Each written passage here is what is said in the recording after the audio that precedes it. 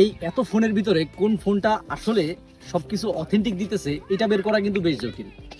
আমার কাছে এখন অনেকগুলো ডিভাইস আছে, প্রত্যেকটাই মূলত ইউজড। তো এই ইউজড ফোনগুলা এক একটা এক এক কনফিগারেশন।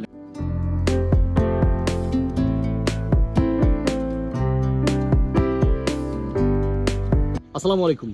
আমাদের দেশের বেশিরভাগ মানুষই হচ্ছে মধ্যবিত্ত। তো আমরা যারা মধ্যবিত্ত পরিবারে আছি, আমাদের চাহিদা থাকে হচ্ছে টপ কনফিগারের ডিভাইস।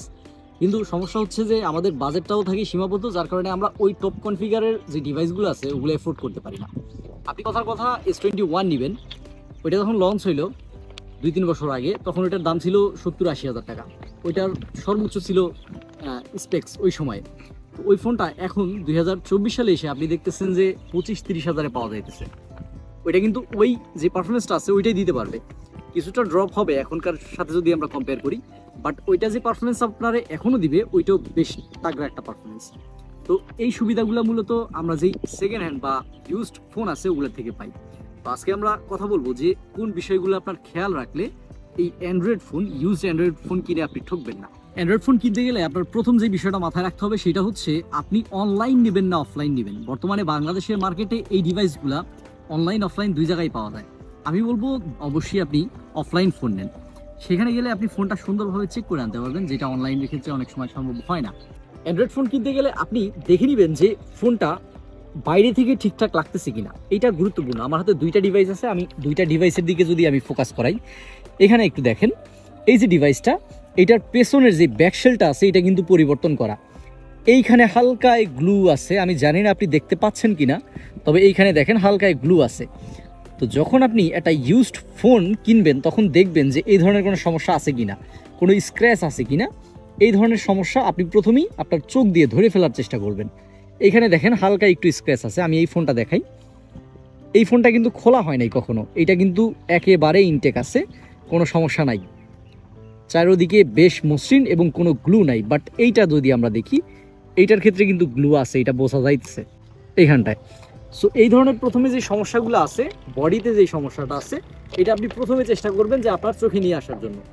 এরপরের বিষয় হচ্ছে আপনি দেখবেন যে এই ফোনের ডিসপ্লেটা অরিজিনাল কিনা, এটা কিন্তু গুরুত্বপূর্ণ। বিশেষ করে যেসব ফোনের সুপার অ্যামোলেড ডিসপ্লে থাকে, ওই সুপার অ্যামোলেড ডিসপ্লের ফোনগুলা আপনার যেই ফোনটা আছে ওই ফোনের অর্ধেক দাম চলে যায় শুধু ডিসপ্লেতেই।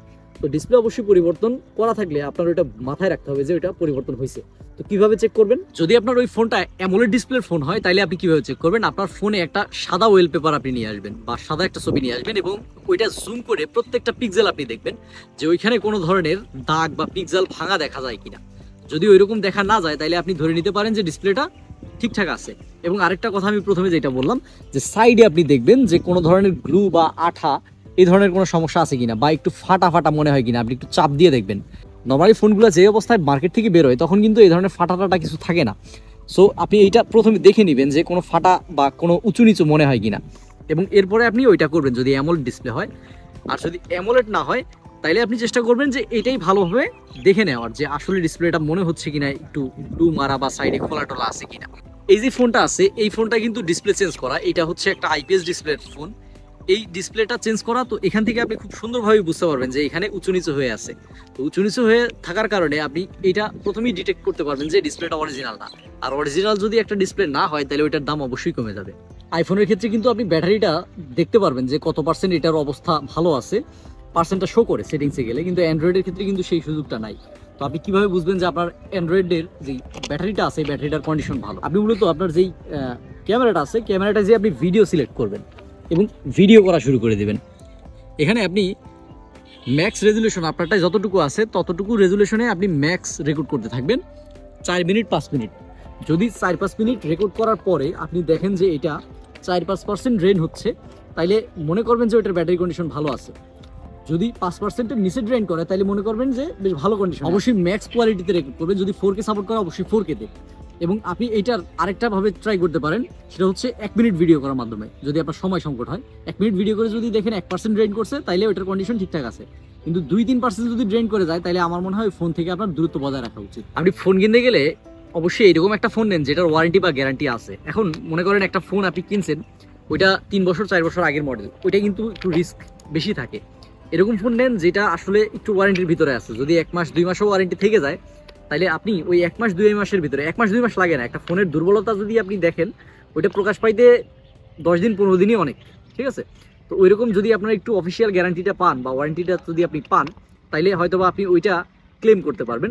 যদি কোনো সমস্যা থাকে কেনার পরেও, তাইলে আপনি বুঝতে পারবেন যে হ্যাঁ এটা সমস্যা হচ্ছে, এবং এটা আপনি ক্লেম করতে পারবেন যে এটা আমার ঠিক করে দেওয়া হোক। একটা ফোন, সেটা আইফোন হোক অথবা অ্যান্ড্রয়েড, সেটার ক্যামেরা খুবই গুরুত্বপূর্ণ। তো ক্যামেরা আপনি কিভাবে চেক করতে পারেন? প্রথমে আপনি চেক করবেন যে এখানে ডাস্ট আছে কিনা, ডাস্ট বা পানি, এই লেন্সগুলো অবশ্যই আপনার ভালোভাবে চেক করতে হবে। ডাস্ট কখন ঢুকে? যখন আপনি দেখবেন যে এটার আইপি রেটিং ঠিকভাবে কাজ করতেছে না বা ফোন খোলা হয়েছে। যদি ডাস্ট একবার ঢুকে যায় তাহলে ওই ফোনে কিন্তু আপনি অত ভালোভাবে ক্লিন করতে পারবেন না। হয়তো আপনি ক্লিন করতে পারবেন, তারপরে ওই ভালো ফটো আপনি বা ভিডিও আপনি ওইখান থেকে পাবেন না। ক্যামেরা টেস্ট করতে গেলে এইটা আপনি করবেন, আপনি অবশ্যই এটা থেকে ফটো তুলবেন। ফটো কেমন হচ্ছে, দুঃখিত এটা ভিডিওতে সিলেক্ট করা ছিল, ভিডিও হচ্ছে, তো ভিডিও ঠিক আছে, আমরা ভিডিওটা চেক করে নিই। এটার লেন্সের অবস্থা বেশ ভালো। আচ্ছা, এবার আমরা ফটোতে দেখি কেমন আসে। ফটো ঠিক আছে, পোর্ট্রেট আমরা দেখতে পারি, পোর্ট্রেটে একটু সমস্যা আমার কাছে মনে হচ্ছে এখানে, যদিও এই ফোনের কনফিগার খুব বেশি ভালো না। আমরা যে সেলফি ক্যামেরা আছে, সেলফি ক্যামেরাটা ব্যবহার করে দেখতে পারি ঠিকঠাক আছে কিনা, এবং সেলফিও ঠিকঠাক আছে। এইভাবে আপনি মূলত আপনার ক্যামেরাটা চেক করে নেবেন যে সব ঠিকঠাক আছে কিনা। এরপরে দেখবেন যে এটার যে স্পিকার আছে সেই স্পিকার ঠিকভাবে কাজ করতেছে কিনা। এখানে আপনি দেখেন যে স্পিকারগুলো আছে এগুলো ক্লিন আছে কিনা, ক্লিন থাকলেও কী অবস্থায় আছে। এবং আরেকটা বিষয় সেটা হচ্ছে এটার যেই 3.5 mm জ্যাক যদি থাকে এটা ঠিকঠাক কাজ করে কিনা এটা দেখবেন। একটা ফোনের কল কোয়ালিটি খুবই গুরুত্বপূর্ণ, হোক সেটা অ্যান্ড্রয়েড বা আইফোন। তো অবশ্যই আপনি এটার ভিতরে যদি সিঙ্গেল সিম থাকে সিঙ্গেল সিম নিলেন। অনেক সময় আরেকটা সমস্যা হয়, সেটা হচ্ছে মনে করেন আপনার সিম একটা সাপোর্ট করে, আরেকটা হচ্ছে ই সিম। তো ই সিমটা আপনি চেক করতে পারেন না, তো ওইটা তো চেক করা সম্ভব না ওই সময়। যদি সম্ভব হয় অবশ্যই করে নেবেন সিম চেক। আর যদি না হয় তাহলে আপনি দেখবেন যে একটা সিম কার্ড স্লট কাজ করে, সিম 1 কাজ করে, কিন্তু সিম 2 ঠিকভাবে কাজ করে না, ওইখানে একটা সমস্যা হয়। তো যদি সম্ভব হয় তাহলে 2টা সিম কার্ডই এটার ভিতরে ইনস্টল করবেন, এবং 2টার কথাই আপনি সুন্দরভাবে শোনার চেষ্টা করবেন, এবং এর মাধ্যমে আপনি কিন্তু কল কোয়ালিটি সম্পর্কে আইডিয়া পাবেন। যদি আপনার এলাকায় ওই সিমের নেটে সমস্যা হয় তাহলে অন্য কোনো নেটওয়ার্কে আপনি যাবেন। বাংলালিংকের সমস্যা থাকলে গ্রামীণে থাকলে রবি, বা এই ধরনের যে নেটওয়ার্কগুলো আছে এগুলোর মাধ্যমে মূল কথা এটা চেক করবেন বিভিন্নভাবে যে এটার যে নেটওয়ার্ক সিস্টেমটা আছে ওইটা ঠিক আছে কিনা। ফোনের আইএমইআই নাম্বারটা অবশ্যই আপনার জানতে হবে। আইএমইআই নাম্বার কীভাবে বের করে আমরা সবাই জানি, এটা হচ্ছে *#06#। এটার আইএমইআই নাম্বার চলে আসছে, আমি একটু ব্লার করে দিচ্ছি। তো আপনি আপনার আইএমইআই নাম্বারটা ওই ফোনের অবশ্যই চেক করে নেবেন। এই আইএমইআই নাম্বার সাথে অবশ্যই যদি বক্স থাকে, এবং সিকিউরিটির জন্য বক্স অবশ্যই গুরুত্বপূর্ণ, যে বক্সটা আপনি নেবেন সেই বক্সে অরিজিনাল চার্জারটা আছে কিনা এইটাও আপনি দেখবেন। যদি না থাকে সেটা তো আপনার মাথায় থাকলেও এটার দাম আপনি দিবেন না অবশ্যই। তো বক্সের যে আইএমইআই নাম্বারটা আছে ওইটার সাথে এইটার যে আইএমইআই নাম্বারটা আপনি দেখলেন এইটা আপনি ম্যাচ করে দেখবেন। যদি আপনার ওইটার সাথে আপনার ফোনের আইএমইআই নাম্বার ম্যাচ করে তাহলে অবশ্যই এখানে আপনি নিশ্চিন্ত থাকতে পারেন যে এটা কোনো চোরাই ফোন না বা কোনো সমস্যা নাই। আমি আপনার ছোট একটা গল্প বলি আইএমইআই নাম্বার নিয়েই। আমার এক ভাইস্তে আছে সজীব, তো ও কি করছে, একটা স্যামসাংয়ের ফোন নিচ্ছে যেটা 35,000 টাকার মতো মার্কেট প্রাইস। তো ও ঢাকায় থাকে, এক ভদ্রলোক বলছে যে আমার কাছে একটা ফোন আছে, তুমি ফোনটা নিবে কিনা, আমি কম দামে দিয়ে দেবো। তো নিয়ে গেছে, যাওয়ার পরে ওই ফোনটা মোটামুটি বলতেছে ও ঢাকা ইউনিভার্সিটিতে পড়ে, উনি পরিচয় দিছে। তো এখন ঢাকা ইউনিভার্সিটিতে পড়ে, সমস্যা হচ্ছে যে টাকার খুবই প্রয়োজন, এখন সেল করে দিবে। 18,000 টাকায় ফোনটা সেল করছে। তো সজীব চালাইতেছে ফোন, একেবারে পুরা তাগড়া চলতেছে, কোনো সমস্যা নাই, ফোন ওকে, চারিদিক থেকে ওকে। এখন যেটা হয়েছে, ও বাসায় আসছে আমাদের এলাকায়, আসার পরে পাড্ডা থানা থেকে ফোন দিছে, দিয়ে বলতেছে যে আপনার কাছে কি এই মডেলের এই আইএমইআই নাম্বারের ফোনটা আছে? তো ও বলতেছে যে হ্যাঁ স্যার, কি হয়েছে, সমস্যা কি? তো বলতেছে অমুক অমুক, এই ফোনটা মূলত মাসখানিক আগে চুরি হয়েছিল, ঠিক আছে? তো চুরি হয়েছিল, এখন যেই ফোনের মালিক উনি আমাদের কাছে অভিযোগ করছে, এখন এই ফোনটা কি আপনি পাঠাই দিবেন? অবশ্যই আপনার পাঠানো উচিত, অথবা আপনি আমাদের সাথে থানায় যোগাযোগ করেন। তো বলছে আমি তো এখন বাসায় নাই, আমি ঢাকায় নাই, মানে আমি চুয়াডাঙ্গায় আসছি। তো বলতেছে ঠিক আছে, সমস্যা নাই, আপনি ফোনটা কুরিয়ার করে দেন। তো সজীব বলতেছে যে স্যার আমি ঢাকায় যাব সামনের সপ্তাহে, যে তারপর আপনার ফোনটা দিতেছি। তো ওই অফিসার বলছে যে না, আপনি যদি এখন ফোনটা না পাঠান তাহলে আমরা মূলত আপনার এগেনস্টে একটা এই আইনানুগ ব্যবস্থা নিব। তো পরে সজীবের সাথে ওর ফ্যামিলির একটা কথা হইলো, আমার সাথে কথা হইলো। তো সবার পরামর্শ এটাই ছিল যে ফোনটা তুমি পাঠায় দাও। তো ওর যে 18,000 টাকা ছিল এটা কিন্তু মাটি। এখন আপনি প্রশ্ন করতে পারেন যে তাইলে কেমনি কি চেক করে নাই? মূলত ওরে একটা দিছিল, আপনার যেই মেমো আছে মেমোটা দিছিল, মেমোটা ছিল ফেক, এবং এর সাথে সাথে একটা চার্জার দিছিল যেটা ফেক, এবং ওই যেই বক্সটা দিছিল ওই বক্সটাও ফেক ছিল। এখন সজীবের দুর্বলতা যেখানে ছিল আমার মনে হয় সেটা হচ্ছে ও বক্সের আইএমইআইয়ের সাথে ওর ফোনের আইএমইআইটা ওইভাবে দেখে আনে নাই। তো এখানে আমার মনে হয় ও যদি এটা করতো তাহলে এই সমস্যাটা কিন্তু হইতো না। তো ওর ওই 18,000 টাকা পুরাটাই কিন্তু মাটি। একটা ফোনের আরও ছোটো ছোটো বিষয় থাকে, এগুলো আপনার চেক করা উচিত। আপনি দেখবেন যে এটার ওয়াইফাই ঠিকভাবে কাজ করে কিনা, মোবাইল ডাটা ঠিক আছে কিনা, ফ্ল্যাশটা ঠিকভাবে জ্বলে কিনা, এরোপ্লেন মোড, তারপরে যেই স্ক্রিনশট ঠিকভাবে হচ্ছে কিনা, লোকেশনটা ঠিক আছে কিনা। আমার একটা ফোন কিছুদিন আগে ওয়াইফাই কাজ করতেছিল না, তো মূলত এই ধরনের সমস্যা হয় অনেক ফোনেই। তো এইগুলো আপনি ছোটো ছোটোভাবে সুন্দরভাবে চেক করে নেবেন। এতক্ষণ ধরে আপনারা যে বিষয়গুলো আমি বললাম যে এইটা চেক করেন ওইটা চেক করেন, তো এই পুরো বিষয়টাই যদি আপনার কাছে একটু এলোমেলো মনে হয়, বা যদি মনে হয় যে এটা এত সময় নিয়ে বা ধারাবাহিকভাবে করা আমার পক্ষে সম্ভব না, তাইলে আমি আপনাদের একটা ইজি টেকনিক শেখাই দিই। একটা অ্যাপের মাধ্যমে মূলত আপনি এই বিষয়গুলো কিন্তু অনেকটাই সহজভাবে চেক করতে পারেন। অ্যাপটার নাম হচ্ছে মোবাইল ডক্টর প্লাস। এটা গুগল প্লে স্টোরে আপনি পাবেন। যদি প্লে স্টোরে না পান তাহলে আপনি গুগল থেকে একটু আলাদাভাবে ডাউনলোড করে নিন। তবে এইটা খুব ভালো একটা অ্যাপ, মূলত অ্যান্ড্রয়েড ফোন যারা ব্যবহার করতেছেন, অ্যান্ড্রয়েডের যেই হেলথ আছে, ওভারঅল সব কিছুর হেল্প এটা আপনারা বলে দেবে।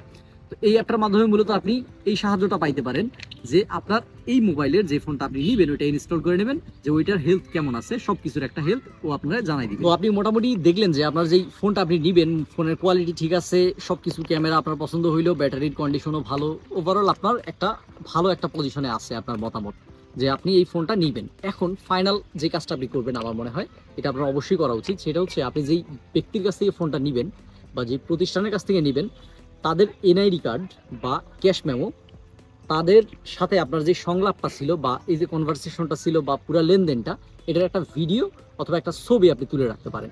এবং এনআইডি কার্ডের ফটোকপি অবশ্যই রাখবেন, এটা মাস্ট। তো এই কাজগুলো করার মাধ্যমে যেটা হবে, আপনি একটা এক্সট্রা সিকিউরিটি পাবেন যে ভবিষ্যতে যদি কোনো সমস্যায় পড়েন, আপনার ডিভাইসে কোনো সমস্যা হয় বা ধরেন কোনো ধরনের সমস্যা যদি হয়, তাহলে ওই ইন্ডিভিজুয়ালের কাছ থেকে আপনি হেল্প পেতে পারেন। এবং এর সাথে সাথে আপনি চাইলে আইনি একটা ব্যবস্থাও নিতে পারবেন, যে আমি ফোনটা টাকা দিয়েই নিছিলাম বা যাই হয়েছে হয়েছে, আপনি একটা এক্সট্রা সিকিউরিটি পাচ্ছেন। সামনের দিকে আমরা অ্যান্ড্রয়েড এবং আইফোন এগুলো নিয়ে অনেক ভিডিও আনবো। অ্যান্ড্রয়েড আইফোনের বাইরেও অন্যান্য ইলেকট্রিক ডিভাইস নিয়েও আমরা ভিডিও করব। তো মূলত আমরা বলবো যে যদি আপনারা আমাদের কমেন্টের মাধ্যমে এইটা জানান যে আপনাদের কেমন ভিডিও ভালো লাগে, বা কোন রিলেটেড ভিডিও বা কোন ডিভাইস সম্পর্কে আপনারা জানতে চান বা ডিটেলস আপনারা জানতে চান, তাইলে আমাদের জন্য এটা একটু ভালো হয় যে আমাদের ভিউয়ার্স যারা আছে বা সাধারণ পাবলিক যারা ভিডিওটা দেখতেছে, আপনি দেখতেছেন, তো আপনারা আসলে কোন বিষয়ে ইন্টারেস্ট আছে বা আপনার মতামতটা কি বিষয়টা নিয়ে, পজিটিভ হোক নেগেটিভ হোক। আপনার নেগেটিভ কমেন্টও আমরা অবশ্যই আমাদের খেয়ালের সাথে নিব, যে আসলে এই জায়গাগুলোতে আমাদের হয়তো বা দুর্বলতা আছে বা আমরা কাজ করব সামনের দিকে। আমাদের পক্ষ থেকে মূলত এইটা আপনাদের কাছে একটা অনুরোধ থাকবে যে আপনারা কমেন্ট করেন আপনাদের পছন্দের কমেন্টগুলা, যে আপনারা কি ডিভাইস নিয়ে বা কোন বিষয়টা নিয়ে ভিডিও যাচ্ছেন। সামনের দিকে আরও ভিডিও আসবে, আমাদের সাথে থাকবেন। আসসালামু আলাইকুম।